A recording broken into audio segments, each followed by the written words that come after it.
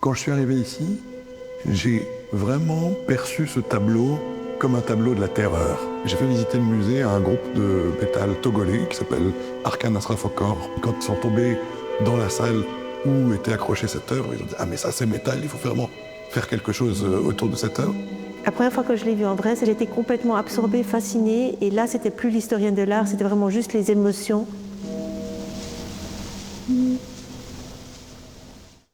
J'ai une sensibilité pour les dessins préparatoires. C'est là qu'on voit la genèse d'une création d'une œuvre. Et par chance, le musée d'art et d'histoire a ces 7 dessins préparatoires de la vague. Et on est très proche des recherches de Charcot, qui a pris des photographies de patients et patientes qui étaient atteints d'hystérie. Un des deuxièmes éléments qui est frappant à mon sens, c'est l'aspect technique. Carlo Schwab a été formé dans une école d'art industriel, donc centré sur le domaine du dessin, le dessin d'après nature, donc pas la figure humaine. Et on voit qu'il y a une maîtrise là du corps humain, du visage, avec les raccourcis de main qui sont particulièrement difficiles. L'observation de la nature sont essentielles dans la formation d'un dessinateur pour l'industrie. Et là, on remarque en fait cette observation pratiquement botanique et sa façon ensuite de la styliser et de la rendre sienne en transformant les tiges en une sorte de lyre. Donc on retrouve en plus après tous les éléments qui sont liés au domaine de la haute bibliophilie. Dès le début, il a plu aux personnes, mais aussi au monde des experts et au monde des musées, quoi. Absolument.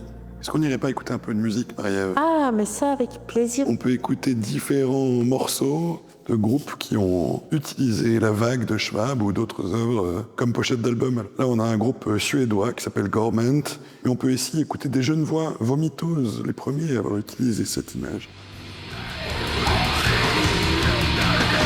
Ouais, donc on parlait de la musique et là on a cette affiche absolument exceptionnelle parce que c'est le seul exemplaire qu'on connaisse, lié à Ferval et à ce mythe qui mélange à la fois des choses tout à fait helvétiques avec le Cervin et des éléments qui viennent d'ailleurs. On voit là pratiquement l'annonciation d'un style qu'on va retrouver dans la bande dessinée des années 70, puisque dans les années 70, on a tout un pan de la bande dessinée qui va s'intéresser à un nouveau genre littéraire qui est l'heroic fantasy.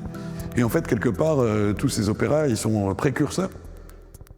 Moi, ce que je trouve formidable, c'est que quand on arrive dans cette exposition, il y a effectivement cette atmosphère de cathédrale, et simultanément, on est tout de suite perturbé par quelque chose à quoi on ne s'attend pas, c'est-à-dire avoir des sujets très contemporains, à la fois à travers la musique, à travers les enjeux politiques que tu évoquais, l'esprit du temps qui a amené la création de son œuvre, eh bien, correspond quelque part aussi, par endroit, à certains éléments de l'esprit du temps actuel. Et ça, c'est très beau, je trouve.